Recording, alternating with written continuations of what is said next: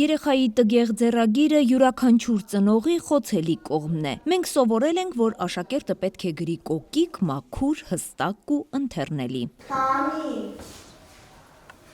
օգեց խնձորենու պտուղները։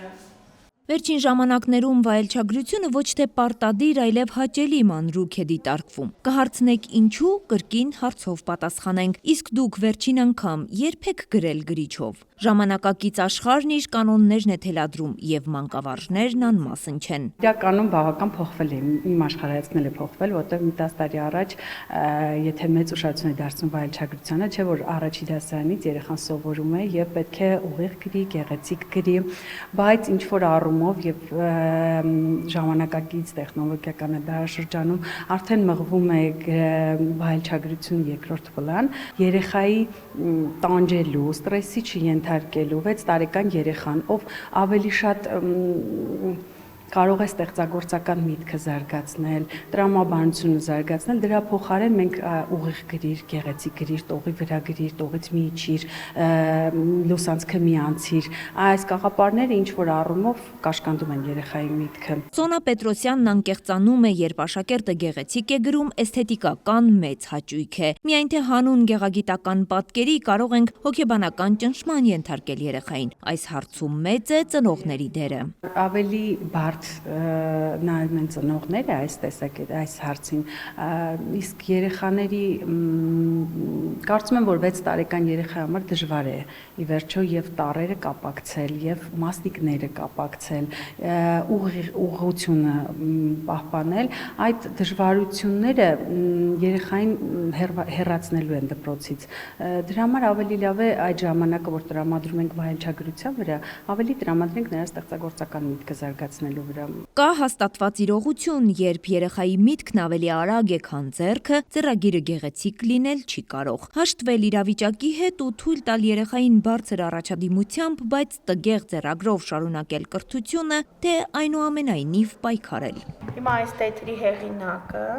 շատ լավ սովորող աղջիկ է եւ տետրից էլ երևում է արդեն իր բնավորությունը, չէ՞ կոկիկ, ճիշտ է ունենում է սխալներ, բայց ամեն դեպքում աշխատանքը տեսեք ինչ մաքուր է կատարված։ Եվ կողքին ունենք մեկ այլ լավ սովորողի տետր, որտեղ տեսնում եք կարմիրները շատ, ասենք տետերը սխալ օգտագործված, լուսանցք մտած, բայց փայլուն ուղեղի տեր աշակ է։ Անուշ Նշանյանը բազմափորձ մանկավարժ է, համամիտ է տարիների հետ ձեռագրի անհրաժեշտությունը վերանում է։ Հիմա լավ ձեռագրի փոխարեն լավ ստեղնաշար է պետք, բայց անշունչ համակարգիչը մարդու ձեռագրի հետ համեմատելի չէ։ Ի վերջո ձեռագիրը մարդկային էության լավագույն բնութագրիչն է։ Հենց կրծեր դպրոցում դրվում է վայելչագրությունը, հետո բնավորությունը արդեն արտահայտվում է ձեռագրի մեջ ու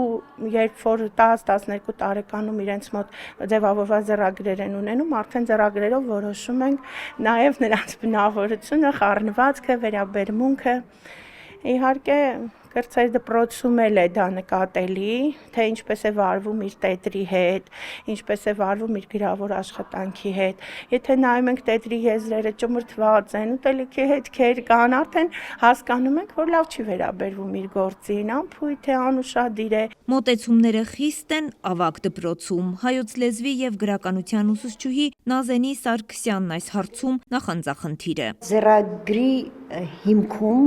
կա վայելչագրություն բառը, որը վաղուց մոռացվել է։ Համենայն դեպս վայելուչ բառը իր իմաստը չի կորցրել։ Եթե մարդուց պահանջում է, որ նա վայելուչ հագնվի, վայելուչ պահի, վայելուչ ընդունելություն կազմակերպի, ուրեմն պիտի նաև վայելուչ խոսի եւ վայելուչ գրի։ Մենք այնքան անտեսեցինք այդ վայելուչ գրելը, ելնելով ժամանակի ռիթմից, արագությունից, երեխային ազատություն տալու հնարավորությունից, որ այսօր աղավաղել ենք ամեն ինչ։ Վերջապես ձեռագիրը դա ընդհանրապես տետրի էջին գրված տարերի շարան չէ։